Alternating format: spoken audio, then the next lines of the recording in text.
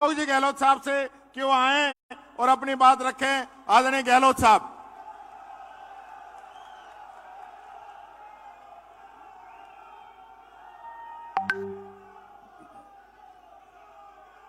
हमारे कांग्रेस के राष्ट्रीय अध्यक्ष परम आदरणीय मल्लिकार्जुन खड़गे साहब, हमारी महबूब नेता परम श्रद्धेय सोनिया गांधी जी, एआईसीसी की महासचिव प्रियंका गांधी जी, रंधावा साहब प्रभारी, गोविंद दोतारसा जी प्रदेश अध्यक्ष, टीकाराम जूली जी, नेता प्रतिपक्ष सचिन पायलट जी, प्रमोद तिवारी जी, नीरज डांगी जी, सीपी जोशी जी, बीडी कला साहब, चंद्रभान जी, सुप्रिया श्रीनेते, रघु शर्मा जी, धीरज गुर्जर जी, प्रणव झा, अमृता धवन, प्रताप सिंह खचरियावास और तमाम उपस्थित समाज मंच, उपस्थित हमारे बुजुर्गों, भाइयों, विधायकगण, पूर्व विधायकगण,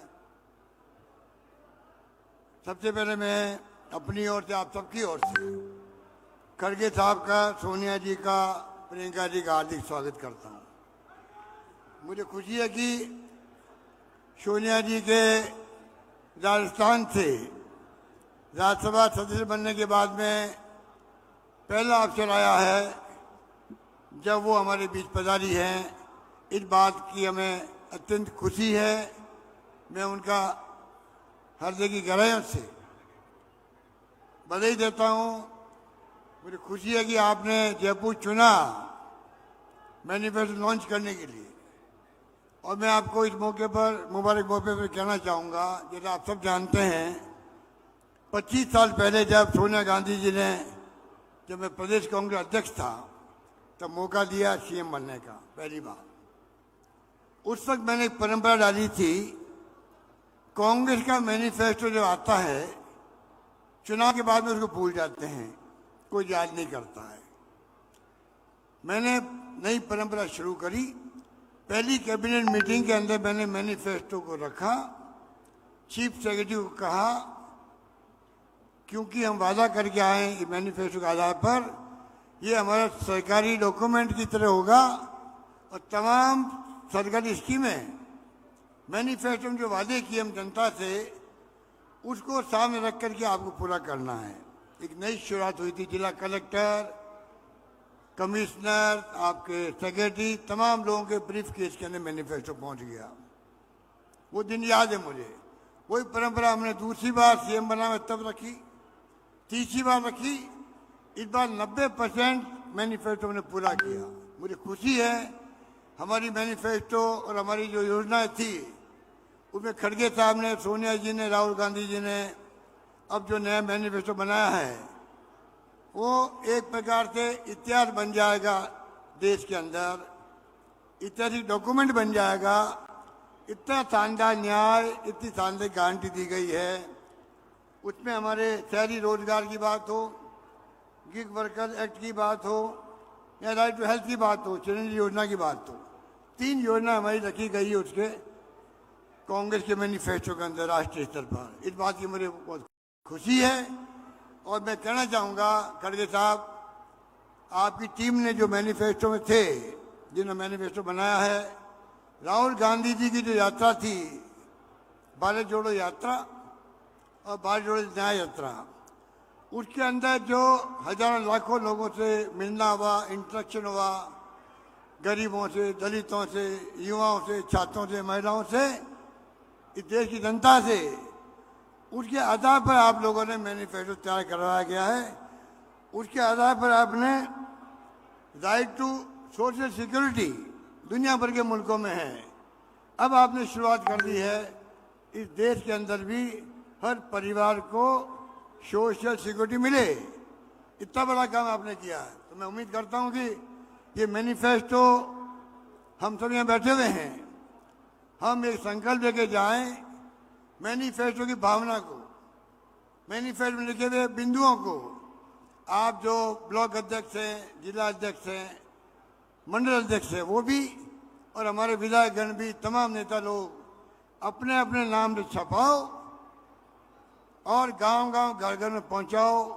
चुनाव का कैंपेन भी हो जाएगा मैनिफेस्टो का एक एक पॉइंट बहुत बेहतर लगता है, किसानों के लिए, मजदूरों के लिए, युवाओं के लिए, महिलाओं के लिए। आप पढ़ेंगे तो आपको लगेगा, आपको गर्व महसूस होगा, हम उस पार्टी के सिपाही हैं जिस पार्टी का त्याग, बलिदान, कुर्बानी का लंबा इतिहास आज़ादी के पहले का भी है। और महात्मा गांधी के सानिध्य में पंडित नेहरू, सरदार पटेल, मौलाना आजाद और डॉक्टर अम्बेडकर का संविधान, जिसके लिए हम कहते हैं कि आज लोकतंत्र खतरे में है, संविधान की धज्जियां उड़ रही है, ईडी, इनकम टैक्स, सीबीआई के पीछे छिप करके ये लोग शासन कर रहे हैं। इन सब की पोल खोलने का वक्त आ गया है। यही बात कहता हूं मैं, आप सब पधारियों में आह्वान करूंगा कि कृपा करके आने का मकसद तभी पूरा होगा तो मैनिफेस्टो की भावना को आप लोग घर घर पहुंचाएंगे। धन्यवाद। जय हिंद। धन्यवाद। धन्यवाद आदरणीय गहलोत साहब। अब मैं आग्रह करूंगा प्रदेश के पूर्व उप मुख्यमंत्री और एआईसीसी के महासचिव आदरणीय सचिन पायलट साहब से कि वो आए और अपनी बात रखें। आदरणीय पायलट साहब।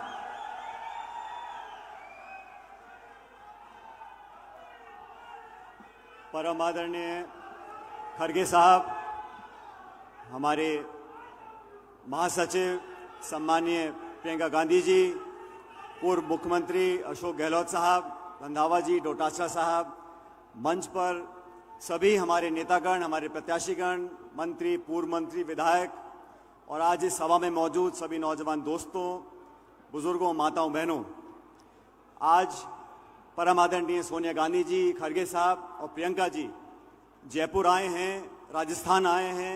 मैं एक बार पुनः अपनी तरफ से और आप सबकी तरफ से इनका बहुत बहुत स्वागत करता हूं और धन्यवाद देना चाहता हूं कि आज जो हमारा घोषणा पत्र, जिसको कल हम लोगों ने दिल्ली में मुख्यालय पर औपचारिक रूप से जनता को प्रस्तुत किया था, आज जयपुर के माध्यम से पूरे देश भर में जन जन तक हमारा घोषणा पत्र लोगों तक पहुंचे, इस इरादे को लेकर यहां पर आए हैं। आप सभी जानते हो, इस चुनाव के अंदर ये चुनाव एक व्यक्ति नहीं लड़ रहा, ये चुनाव एक दल नहीं लड़ रहा, ये चुनाव दो विचारधाराओं का है।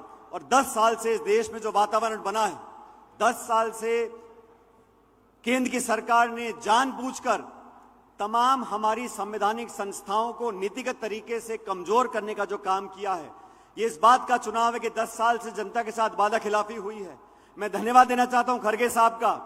छत्तीसगढ़ में राहुल गांधी जी और खड़गे साहब ने पहली बार ये घोषणा करी कि कांग्रेस पार्टी और इंडिया अलायंस की सरकार बनेगी तो हम किसानों को एमएसपी की लीगल गारंटी देंगे, किसानों को एक कानूनी अधिकार मिलेगा, न्यूनतम समर्थन मूल्य का वादा करेंगे।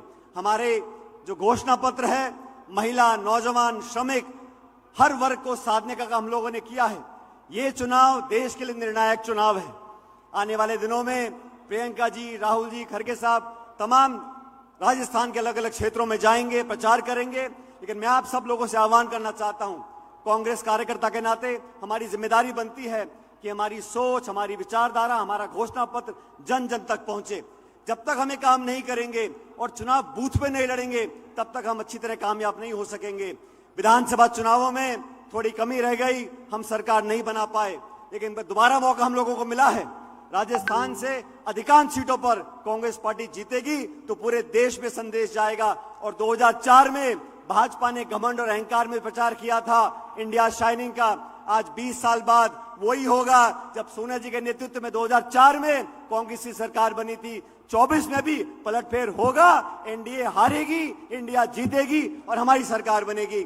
मैं आप सब लोगों का बहुत बहुत धन्यवाद करता हूं और उम्मीद करता हूं आने वाले चुनाव प्रचार में हम दमखम के साथ हमारे तमाम 25 के 25 लोकसभा प्रत्याशियों को जिताने का काम करें। आप लोगों का बहुत बहुत धन्यवाद। जय हिंद। राम राम साहब।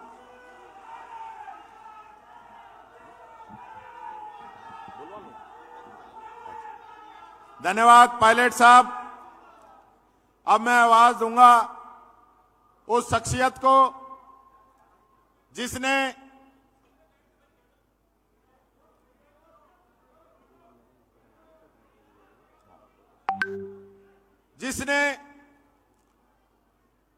पूरे देश के अंदर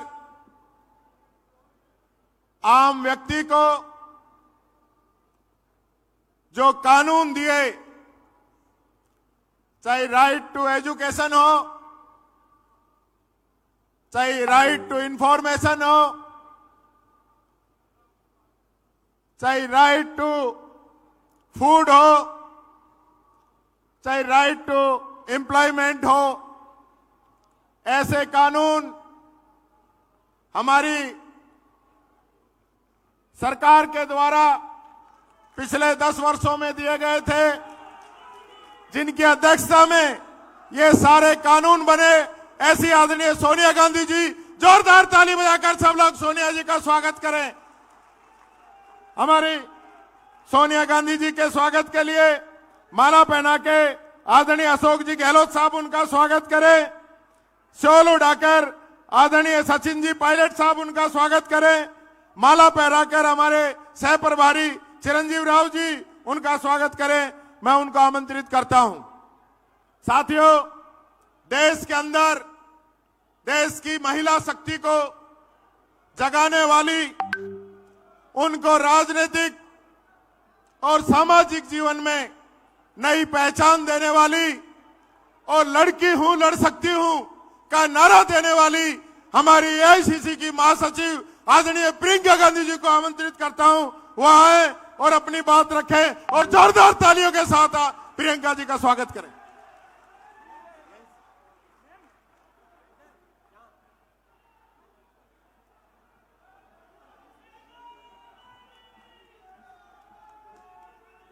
राम राम साहब। परम आदरणीय कांग्रेस के अध्यक्ष महोदय श्री मल्लिकार्जुन खड़गे, मेरी प्यारी माता जी, आज मुझे बहुत खुशी है, गर्व भी है कि आज पहली बार आपके प्रदेश से राज्यसभा बनने के राज्यसभा के सदस्य बनने के बाद आपके यहाँ आई हैं और मुझे गर्व है कि आज मुझे उनके साथ यहाँ आने का मौका मिला। श्री अशोक गहलोत जी, श्री सुखजिंदर रंधावा जी, श्री सचिन पायलट जी, श्री गोविंद डोटासरा जी, मंच पर विराजमान सभी नेतागण, मेरे प्यारे कार्यकर्ता बहनों और भाइयों, आप सबका इस सभा में बहुत बहुत स्वागत। आज ये मौका है कि हम अपनी पार्टी का घोषणा पत्र आपके सामने रख रहे हैं। आपने देखा होगा, कल एक सभा हुई थी दिल्ली में और ये घोषणा पत्र देश के सामने रखा गया।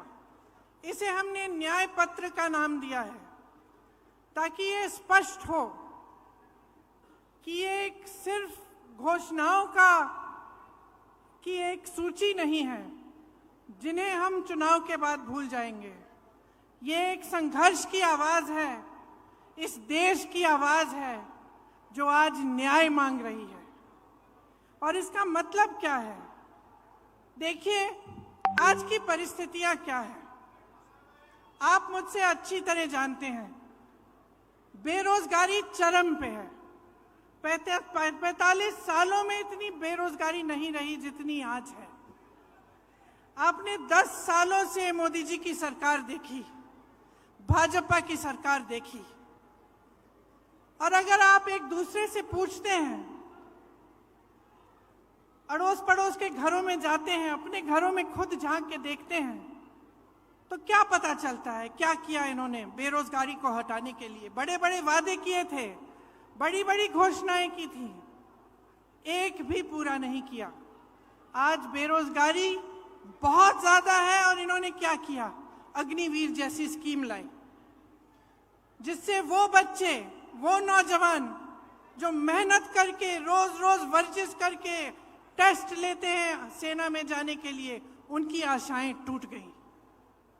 पेपर लीक हो रहे हैं हर प्रदेश में।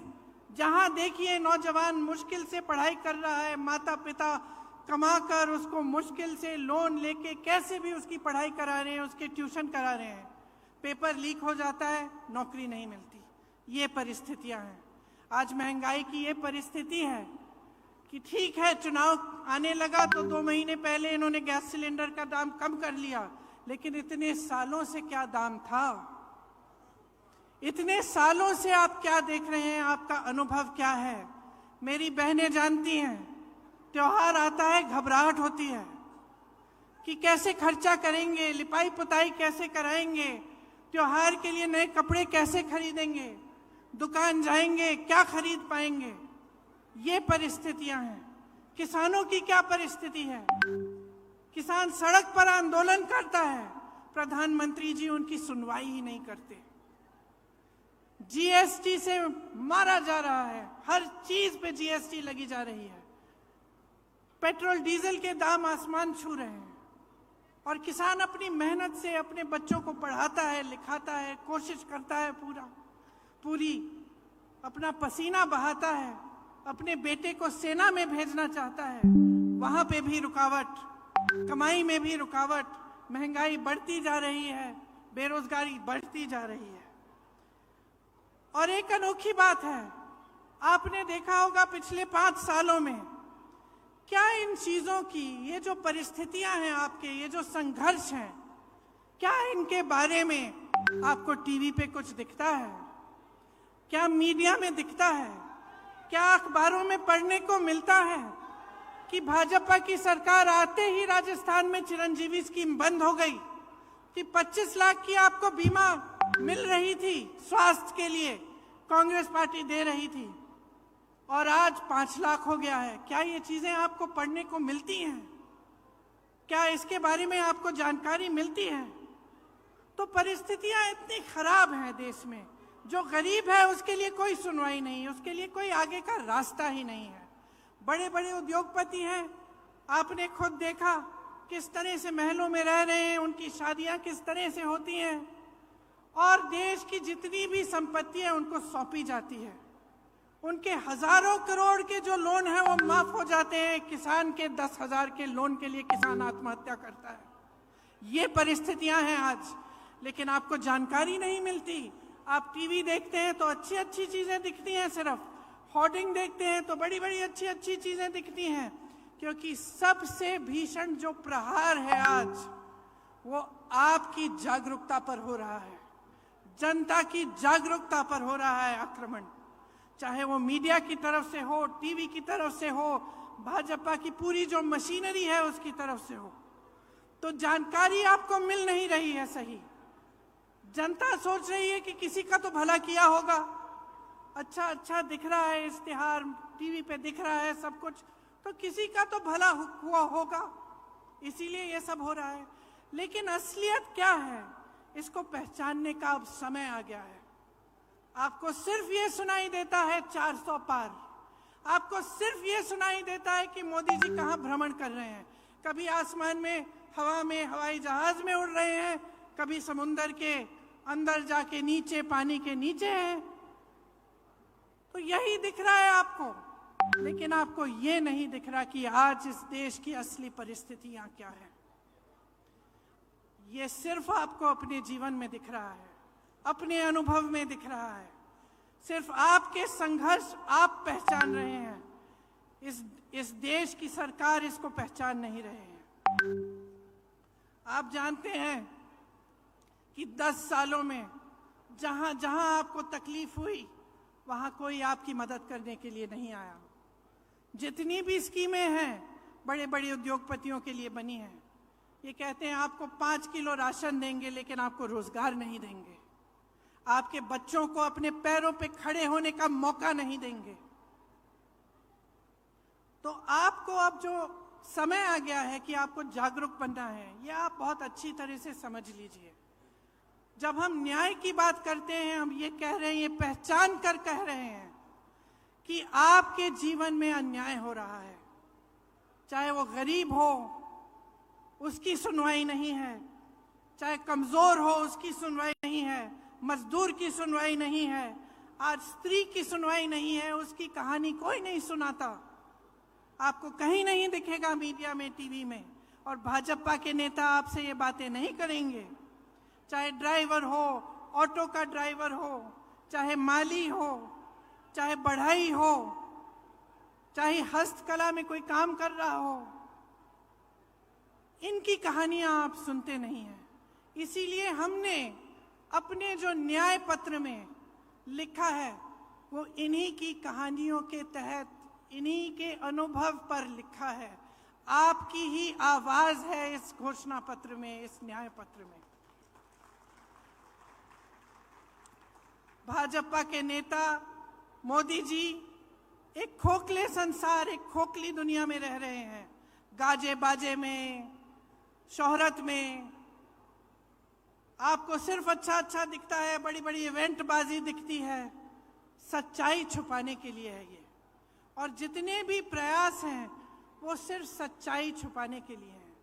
आज पूरे विपक्ष पर हमला है। दो मुख्यमंत्री जेल में हैं। कहते हैं भ्रष्टाचार पर वार है, लेकिन सब भ्रष्टाचारी अपनी पार्टी में इकट्ठा कर रहे हैं। सारी पार्टियों के जितने भ्रष्टाचारी हैं उनको सब न्योता देके, वो निमंत्रण देके ले रहे हैं, और अचानक उनकी पार्टी में जाते ही स्वच्छ हो जाते हैं, कोई उनके बारे में सवाल नहीं उठाता।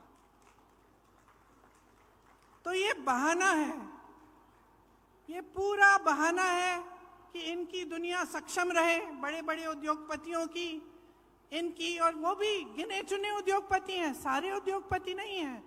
बहुत सारे ऐसे उद्योगपति हैं जो देश के लिए दिन रात काम करते हैं, जो रोजगार बनाते हैं। इनके जो गिने चुने मित्र हैं उनको सारी संपत्ति सौंपी जा रही है। ये उन दूसरे उद्योगपतियों के साथ भी अन्याय है।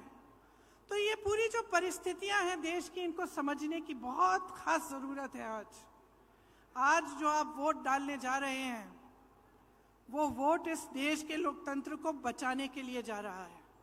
अब ये बात आपने बहुत सुनी होगी, और कभी कभी आप पूछते भी होंगे कि भाई कैसे हमारा लोकतंत्र असुरक्षित कैसे है।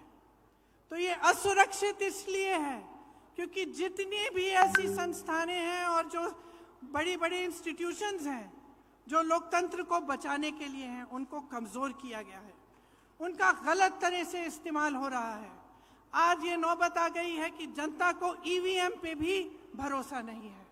जनता ये भी नहीं जानती कि अगर वोट डालेंगे तो क्या हमारा वोट सही तरह से डलेगा कि नहीं। तो इन परिस्थितियों के बीच जो हमारा न्याय पत्र है, इसमें हमने कुछ ऐसी घोषणाएं की हैं जो हम चाहते हैं कि जब हमारी सरकार आएगी हम आपके लिए करके दिखाएंगे। इसका प्रमाण ये है कि हमने प्रदेशों में करके दिखाया है। जिन प्रदेशों में हमारी सरकार रही उनमें राजस्थान भी था।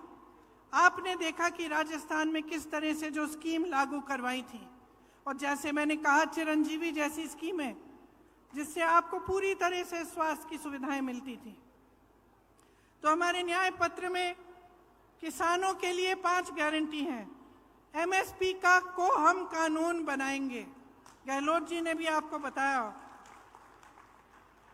स्थायी कृषि ऋण माफी का आयोग बनेगा, मतलब एक स्थायी आयोग होगा, और आपके जो ऋण हैं, जो छोटे किसानों के जो ऋण हैं जो आपके माफ नहीं होते हैं, उसके लिए वहां सुनवाई होगी। फसलों का नुकसान होने पर 30 दिनों में सीधे बैंक खाते में भुगतान होगा। नई कृषि की आयात निर्यात की नीति बनेगी, और कृषि में इस्तेमाल जितने भी आप सामान इस्तेमाल करते हैं कृषि में, वो जीएसटी से माफ होंगे। ये बहुत बड़ी चीज है, इससे आपको बहुत राहत मिलेगी।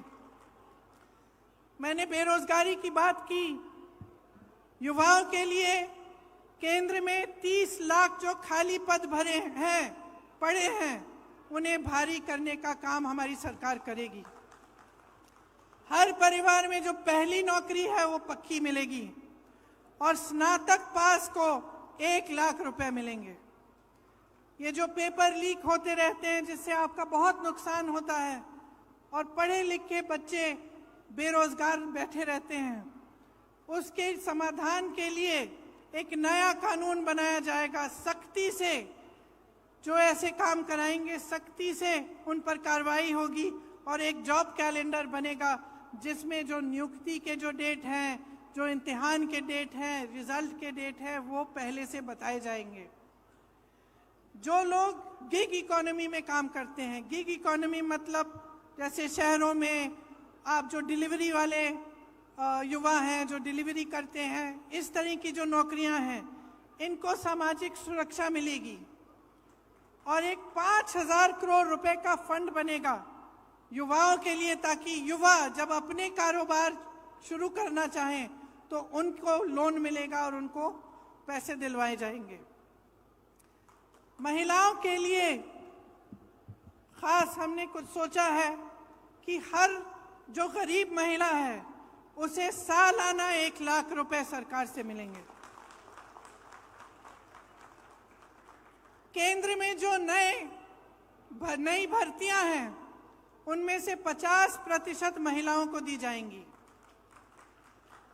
आशा, आंगनवाड़ी, मिड डे मील वेतन में केंद्र का योगदान 2 गुना होगा और हर पंचायत में एक अधिकार मैत्री होगी जो महिलाओं को अपने अधिकारों के बारे में बताएगी। कामकाजी महिलाओं के लिए हॉस्टल होने चाहिए, देश में काफ़ी नहीं है, उनकी जो संख्या है उसको 2 गुना किया जाएगा और हर जिले में कम से कम एक ऐसा हॉस्टल होगा। आदिवासी भाई बहनों के लिए भी हमने गारंटी किया है कि वन अधिकार अधिनियम लागू किया जाएगा और एक स्पेशल बजट, स्पेशल प्लान बनाया जाएगा। भूमि अधिग्रहण कानून में जो संशोधन किए गए थे वो वापस लिए जाएंगे और राज्यों में पैसा के अनुसार कानून लागू किए जाएंगे, जिससे जहां आदिवासियों की आबादी ज्यादा है वे अनुसूचित क्षेत्र घोषित किए जाएंगे। 1 साल के अंदर अंदर जितनी भी FRA के क्लेम हैं उनका निपटान किया जाएगा और लघु वन उपज जो है उनको भी MSP के दायरे में लाया जाएगा। श्रमिकों के लिए हमने कुछ सोचा है कि उनके स्वास्थ्य के अधिकार की कानूनी गारंटी देना चाहते हैं। जांच से इलाज तक पूरी सेहत की देखभाल की सुविधाएं उनको मिलनी चाहिए और राष्ट्रीय न्यूनतम मजदूरी 400 रुपए प्रतिदिन की गारंटी हम करेंगे। और शहरी क्षेत्रों के लिए रोजगार गारंटी का कानून लागू होगा, जिस तरह से ये कानून गांव में लागू होता है। देखिए, ये हम न्याय की गारंटी दे रहे हैं आपको। हम लोकतंत्र की रक्षा करेंगे। हमारे पूर्वजों ने इस लोकतंत्र को बनाने के लिए अपना खून बहाया है। इसी कांग्रेस पार्टी ने, जिसके आप मेरे कार्यकर्ता भाई बहन यहाँ बैठे हैं, इसी कांग्रेस पार्टी ने इस देश के स्वतंत्रता संग्राम को बनाया और उसमें अपना तमाम नेताओं ने जान दी, जीवन दिया और इस देश का निर्माण किया है। मैं सिर्फ एक आग्रह करना चाहती हूं अपने कार्यकर्ता भाई बहनों से और खास तौर से इस देश की जनता से, इस देश के एक एक नागरिक से ये मेरा आग्रह है, इस चुनाव को आप अपने मुद्दों पर लड़वाइए। जो आपके जीवन का अनुभव है वही सत्य है, वही सच्चाई है।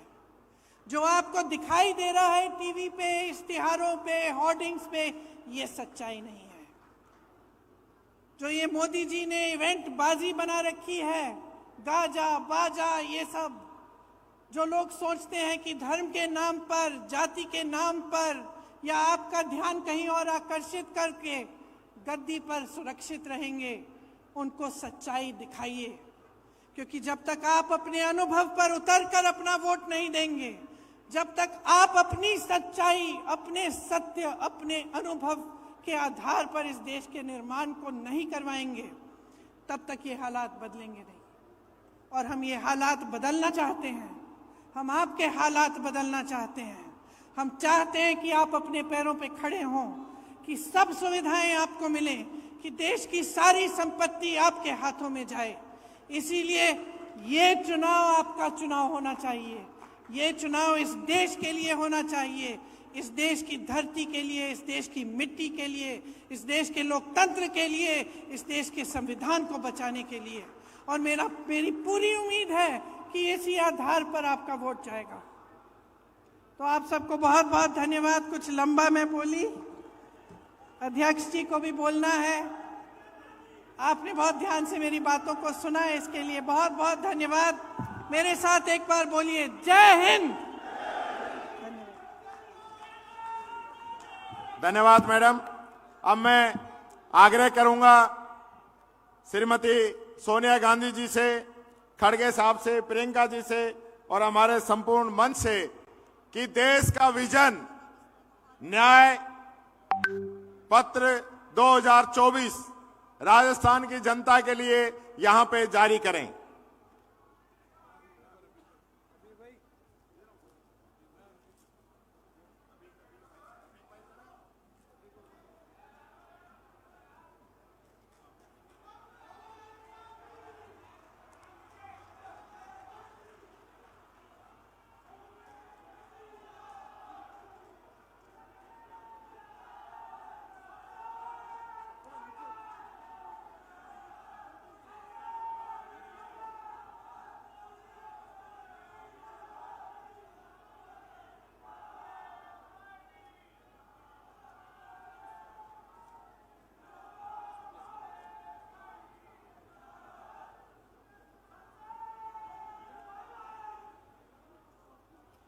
धन्यवाद सम्मानित मंच।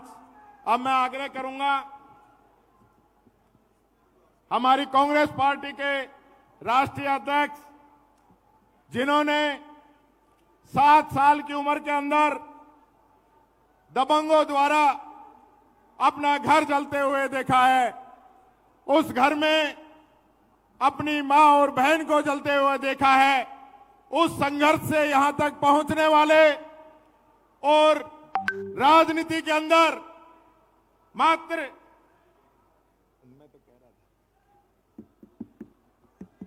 अब मैं आग्रह करूंगा श्रीमती सोनिया गांधी जी से कि जो हमारी राज्यसभा की सदस्य बनने के बाद में पहली बार हमारी इस वीर भूमि के अंदर पहुंची है, जोरदार तालियों के साथ सोनिया गांधी, सोनिया गांधी। कांग्रेस अध्यक्ष श्री मल्लिकार्जुन खड़गे जी, प्रियंका जी, अशोक गहलोत जी, सचिन पायलट जी, राजस्थान कांग्रेस के अध्यक्ष डोटासरा जी, सीएलपी लीडर टीकाराम जूली जी, उपस्थित कांग्रेस के वरिष्ठ नेतागण, कार्यकर्तागण, भाइयों और बहनों, वीरों और देशभक्तों के इस महान प्रदेश के प्रतिनिधि के तौर पर इस कार्यक्रम में आज आप सबके बीच आकर मुझे अपार गर्व हो रहा है। साथियों, कभी हमारे महान पूर्वजों ने अपने कठिन संघर्ष के बलबूते पराधीनता के घोर अंधेरे में देश की स्वाधीनता के सूर्य को खोजा और पाया था। इतने वर्षों बाद वह महान ज्योति कुछ मध्यम पड़ गई है। चारों ओर अन्याय का अंधकार बढ़ा है। हम सभी का संकल्प होना चाहिए कि हम इसके खिलाफ लड़ेंगे, न्याय की रोशनी हो जाएंगे। भाइयों और बहनों, हमारा देश पिछले 10 साल से एक ऐसी सरकार के हवाले हैं जिसने बेरोजगारी, महंगाई, आर्थिक संकट, असमानता और अत्याचार को बढ़ावा देने में कोई कसर नहीं छोड़ी है। इस मोदी सरकार ने जो जो किया है वह हमारे आपके सामने है।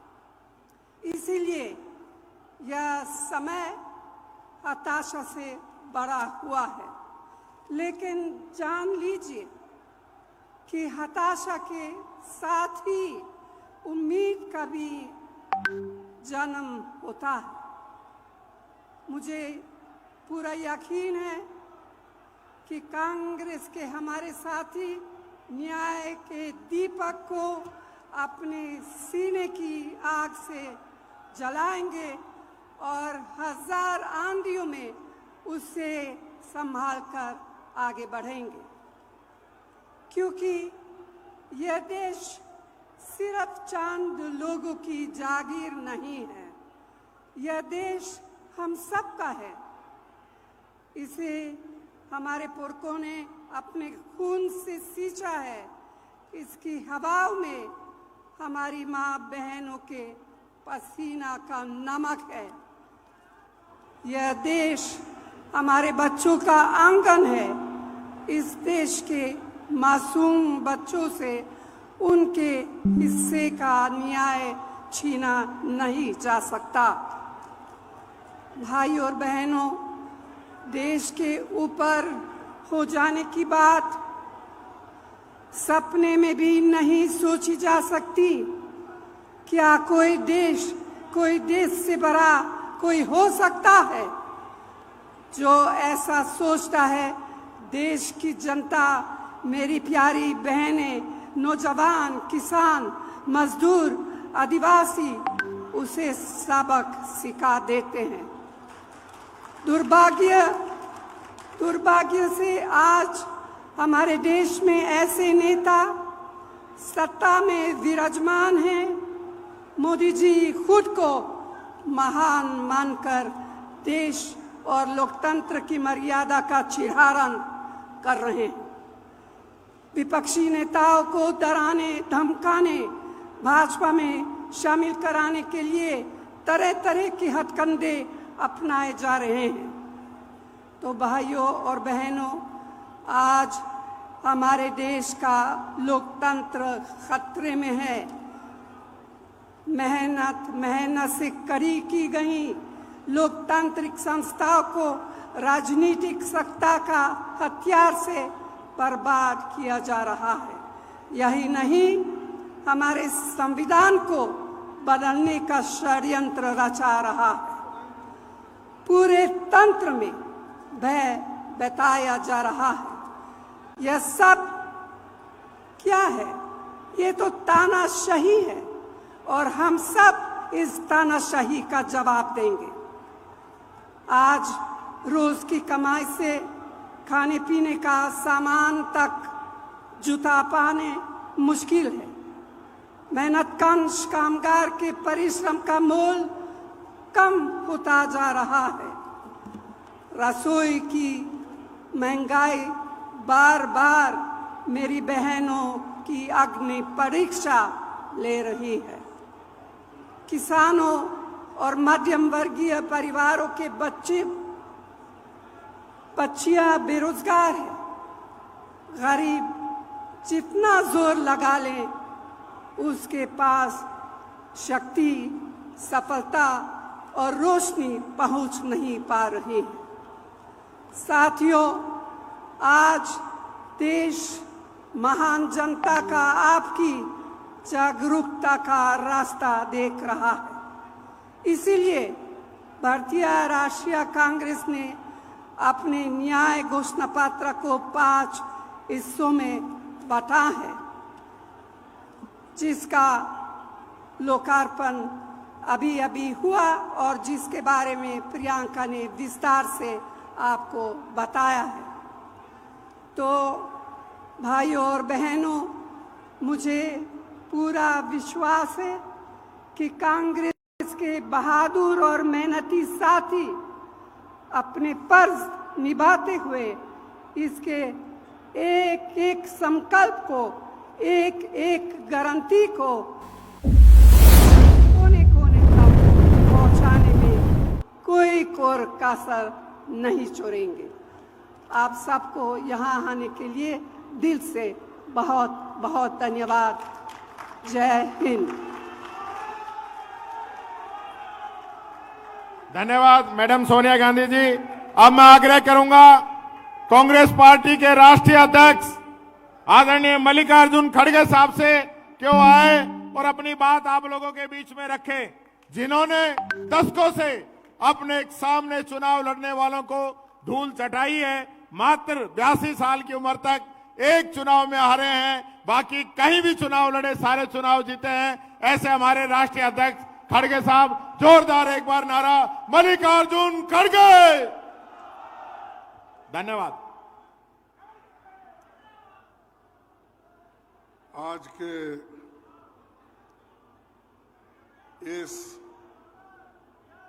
चुनावी घोषणा पत्र जारी करने के मौके पर हमारे सीपीपी के अध्यक्ष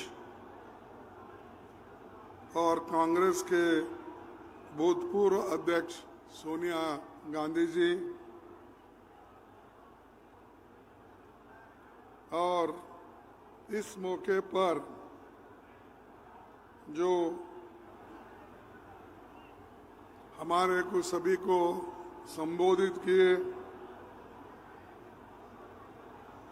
श्रीमती प्रियंका गांधी वाड्रा जी, पूर्व मुख्यमंत्री अशोक गहलोत जी, पीसीसी अध्यक्ष गोविंद सिंह डोटारा जी, महासचिव पवर जितेंद्र सिंह जी, सचिन पायलट जी, सीएलपी लीडर टीकाराम जूली जी, यहाँ पधारे सभी पदाधिकारी गण और विशेष करके और हमारे बहुत से नेता इस मंच पे बैठे हैं। मैं वो सभी का नाम लेने में थोड़ी सी दिक्कत है क्योंकि समय का अभाव है और आप लोग बहुत देर से यहाँ पर बैठे हैं हम सब लोगों की बात सुनने के लिए। अब सारी चीजें प्रियंका गांधी जी ने हमारे घोषणा पत्र का एक एक करके आपको बताया और जो हमारी 5 न्याय गारंटी है और उसके तहत 25 गारंटी हमने आपको करके देने का वायदा कर रहे हैं। अगर हमारी सरकार आई, निश्चित रूप से हम सभी गारंटी को अमल में लाएंगे। हम कभी झूठ बोलने वालों में नहीं हैं, जैसा कि मोदी झूठ बोलते हैं और हर जगह जाते हैं कुछ ना कुछ नया झूठ बोल के आते हैं। उन्होंने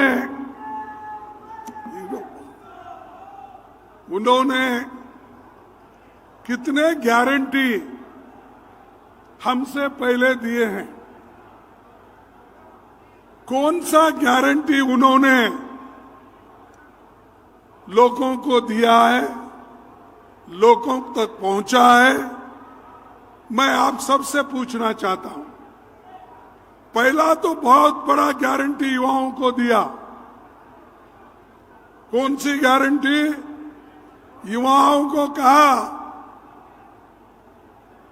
मैं हर साल 2-2 करोड़ नौकरियां दूंगा। तो 5 साल में 10 साल में 20 करोड़ नौकरियां देना था। मैं पूछता हूं क्या वो 20 करोड़ नौकरियां देश के युवाओं को मिला है? अरे मोदी प्रधानमंत्री है, वो कैसा झूठ बोल सकता है? आपको नौकरी मिली है इसलिए आप झूठ बोल रहे हैं। नहीं मिला तो मोदी झूठ है क्या कांग्रेस पार्टी झूठ है? मोदी झूठ है। और दूसरी चीज, मोदी ने ये कहा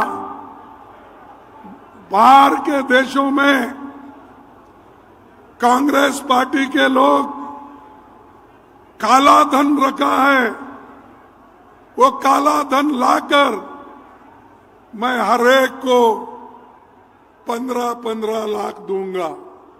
दिया 15 लाख। अरे प्रधानमंत्री कैसा झूठ बोलता है भाई। वो हमेशा यही कहते हैं हरिश्चंद्र के बाद मैं ही पैदा हुआ हूं। तो ये 15 लाख भी आपको नहीं मिले, ठीक है छोड़ दीजिए। और उन्होंने ये कहा किसानों के लिए उनकी आमदनी दुप्पट कर दूंगा। उस किसानों की आमदनी दुप्पट हो गई है। तीसरा चौथा उन्होंने कहा कि एमएसपी रेट हम बढ़ाएंगे किसानों के लिए। क्या उन्होंने किया? अब सब नहीं बोल रहे बोले तो अब मुझे उसीलिए मैं हमेशा यही कहता हूं, मोदी जी ये झूठों के सरदार हैं, झूठ बोलते हैं। और मुझे मालूम नहीं क्यों, किस वजह से वो झूठ बोलते गए। परसों मैं सुना, कल शायद उन्होंने यहां पर राजस्थान में चूरू में ना, वहां पर एक भाषण दिया। अरे यहां किसानों के मुद्दे बहुत है, किसानों परेशान हैं, हजारों लोग सुसाइड करके मर रहे हैं। उनकी बात छोड़े और यहां आकर कह रहे मैंने 371 को निकाल दिया। अरे भाई यहां के लोगों से क्या वास्ता है? ठीक है आप जाके कश्मीर में बोलो, जम्मू में बोलो, लेकिन यहां जो बोल रहे हैं किसान के लिए आपने क्या किया ये बताइए। क्या फर्टिलाइजर के दाम कम कर दिए? क्या डीजल का दाम कम कर दिए? क्या पेट्रोल का दाम कम कर दिए? तो ये सब नहीं करने वाले उनको आप वोट देंगे? हाथ उठाइए। नहीं देंगे, नहीं देंगे। ठीक है, आप सबको धन्यवाद देता हूं। और राजस्थान के लिए कांग्रेस ने क्या किया देखिए, इंदिरा गांधी नहर, ये बहुत बड़ा, इससे पूरा राजस्थान का पिक्चर बदल गया। ग्रीन रेवोल्यूशन हुआ, जो लोग बाहर जाते थे आज इंदिरा गांधी नहर से लोग किसान खुश हैं। क्या ये मोदी ने किया? चंबल घाटी परियोजना कांग्रेस ने किया, क्या मोदी ने किया? मेवाड़ यूनिवर्सिटी किसने बनाया? कांग्रेस ने बनाया। मेजाबाद भिलवाड़ में हमने बनाया। मोदी का एक जगह तो कोई बांध या कोई डेवलपमेंटल वर्क या कोई दिखे जैसा जनता के फायदे के लिए उन्होंने दिया है। तो ये व्यक्ति सब जगह कहता है मैंने ये किया, मैंने। आजकल सबसे चर्चे में है वो मोदी जी।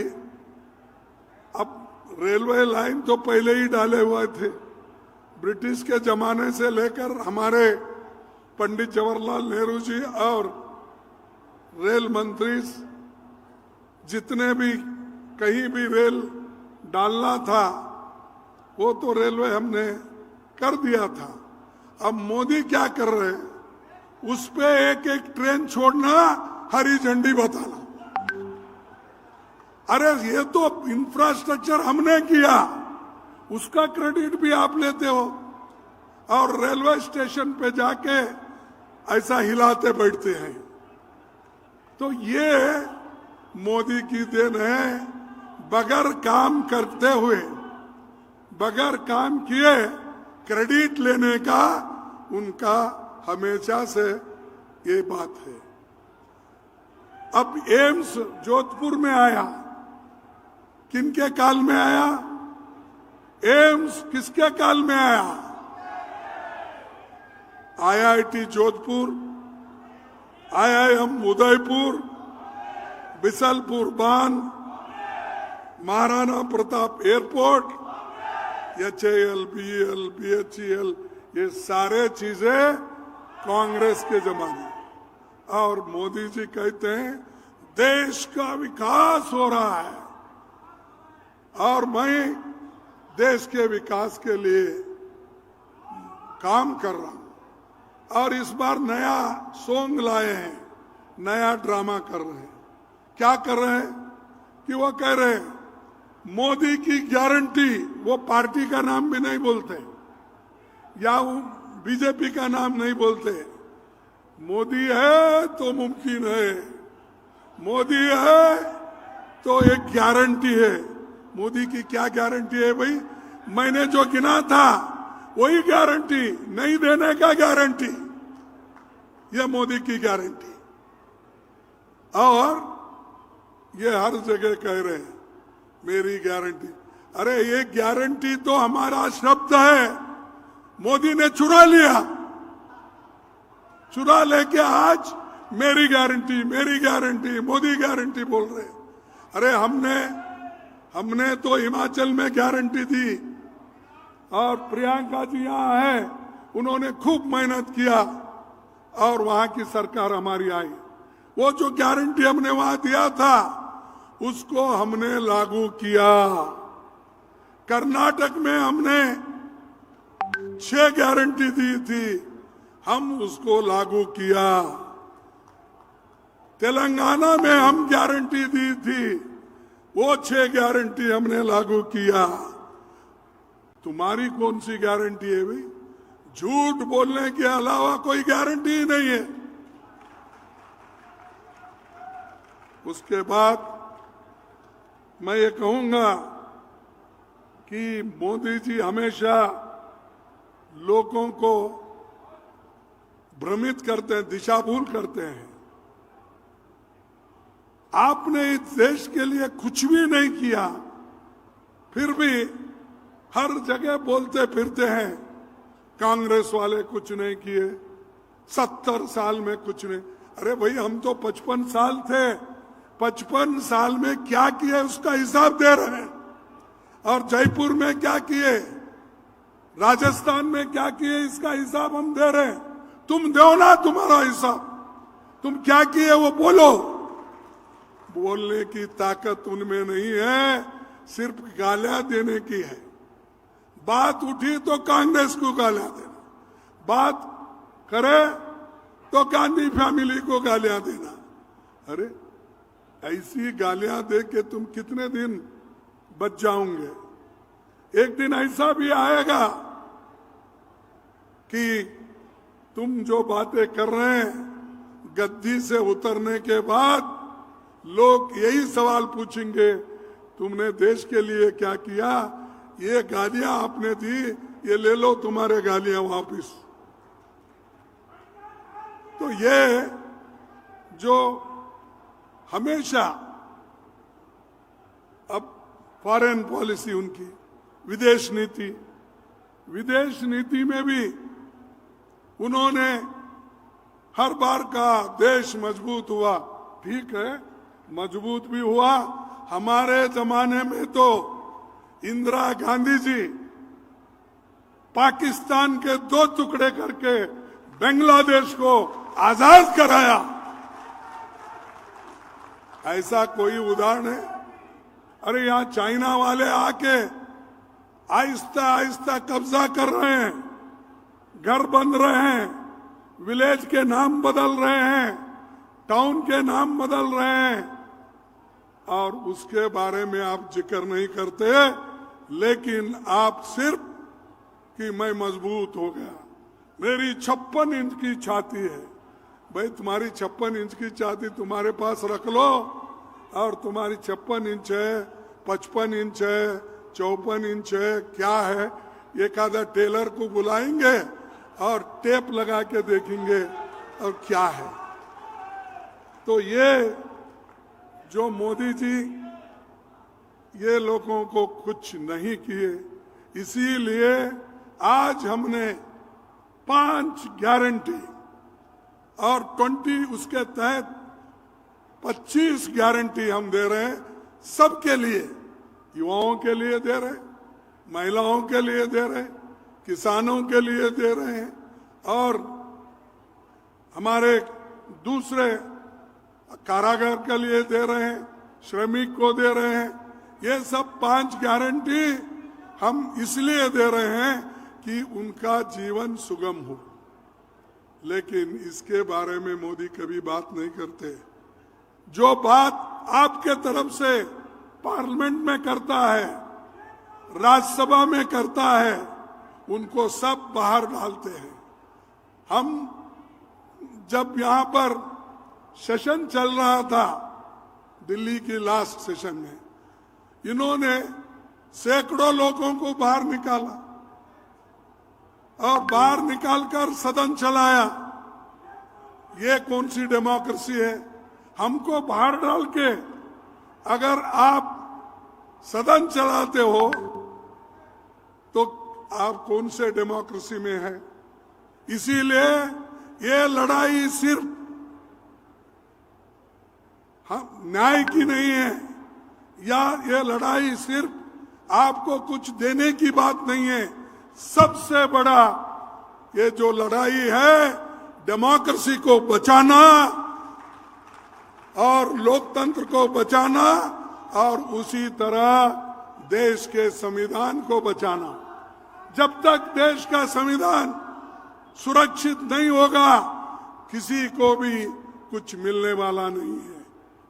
और मोदी, उनके लोग, आरएसएस के लोग, वो चाहते हैं कि ये जो संविधान है इसको निकालें। उनके बहुत से एमपी, उनके बहुत से लीडर्स हर जगह भाषण देते हैं कि बीजेपी को आप, मोदी जी को आप 2/3 मेजॉरिटी दो, इस देश का संविधान हम बदल के देंगे। क्या आप बदलना चाहते हैं? तो इसलिए लड़ना पड़ेगा, आपको लड़ना पड़ेगा अपने हकूक के हिफाजत के लिए, दूसरों के लिए नहीं। डेमोक्रेसी बचाने के लिए आपको लड़ना पड़ेगा। और जो गरीब है, पिछड़े हैं, दलित है, आपके लिए जो कुछ मिला है आजादी के बाद मिला है। जवाहरलाल नेहरू जी के नेतृत्व में डॉक्टर बाबा साहब अम्बेडकर ने जो ड्राफ्टिंग कमेटी के चेयरमैन होकर जो कुछ इस मुल्क के गरीबों के लिए दिया है, किसानों के लिए दिया है, युवाओं के लिए दिया है, महिलाओं के लिए जो दिया है, उसको बचाना है। ये लड़ाई है, ये मेन मुद्दा है। इस लड़ाई को आप कामयाब कीजिए, आपके साथ हम हैं। और कोई कितने मोदी आने दो, जाने दो, अगर तुम मजबूत हो तो कोई इस देश में डेमोक्रेसी को मिटा नहीं सकता, संविधान को निकाल नहीं सकता। इस आपकी ताकत की जरूरत है, आपकी सपोर्ट की जरूरत है। इसीलिए मैं आपसे निवेदन करता हूं कि आपका सपोर्ट आने वाले 2024 में दो। और एक तरफ हमारी गारंटी आपके पास है, दूसरी तरफ सबसे बड़ा मुद्दा डेमोक्रेसी और कॉन्स्टिट्यूशन को बचाने का है। इतना कहते हुए मैं अपने 4 शब्दों को समाप्त करता हूं। जय हिंद, जय कांग्रेस। जय हिंद, जय हिंद। अरे जोर से बोलो, यहां से दिल्ली तक आवाज जाना चाहिए। मोदी अगर सो भी गए हैं तो उठना चाहिए। क्या गड़बड़ हो रहा? जय हिंद, जय हिंद, जय कांग्रेस, जय कांग्रेस, जय कांग्रेस। आप सभी को धन्यवाद, नमस्कार। अब मैं आग्रह करूंगा धन्यवाद के लिए आदरणीय प्रताप सिंह जी खाचरियावास पधारे और सभी आए हुए अतिथियों को धन्यवाद दें।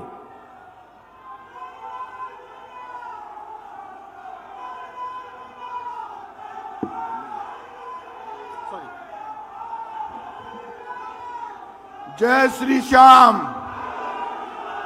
हारे का सहारा, हारे का सहारा। आप सब लोग बड़ी तादाद में यहां पर आए हैं। पूरा देश मेरी आवाज सुन रहा है। कांग्रेस के साथ खाटू श्याम बाबा, 3 बाणधारी हमारे साथ है।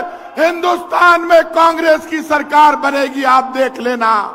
क्योंकि बाबा श्याम का आशीर्वाद जब मिलता है तो कांग्रेस की सरकार बनती है। पूरे देश में लोग दुखी और परेशान है। राजस्थान में हमारे नेताओं ने आज घोषणा पत्र जारी किया है। आप सब लोगों से कहूंगा, एक ही दोनों हाथ खड़ा करके विश्वास दो कि राजस्थान की 25 जीतेंगे। दोनों हाथ खड़ा करके विश्वास दो। और सब लोगों से कहूंगा, रघुकुल रीत सदा चली आई, प्राण जाए पर वचन न जाए।